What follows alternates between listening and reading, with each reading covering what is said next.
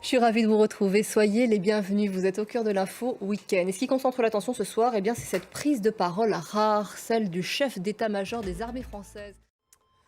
On entend peu l'armée française s'exprimer. L'exercice de la conférence de presse est rare.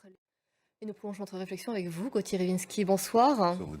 C'est donc une conférence de presse qui intervient quelques jours seulement avant le discours du président Emmanuel Macron. Tout cela est orchestré.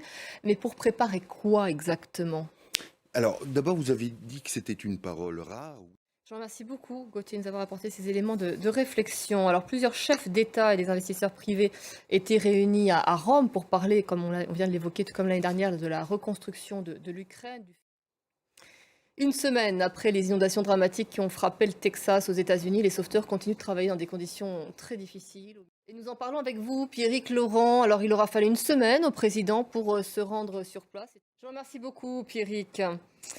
Des milliers de personnes ont commémoré aujourd'hui à Srebrenica le génocide de 95 commis par les forces serbes de Bosnie. Il n'y a toujours pas de trêve dans la bande de Gaza et le seul mince espoir d'amélioration est cet accord conclu hier entre l'Union européenne et Israël. Aujourd'hui, se sont tenues au Kenya les funérailles d'un jeune homme qui avait été abattu par la police lors des dernières manifestations antigouvernementales. En Lituanie, des scientifiques tentent de sauver des phoques victimes du réchauffement climatique et d'un monde pollué. La banquise se réduit, les poissons se raréfient et seuls 5% des petits parviennent à survivre quand ils sont seuls. Natalia Odicharia vous emmène en Lituanie. C'était l'essentiel de l'actualité, restez avec nous.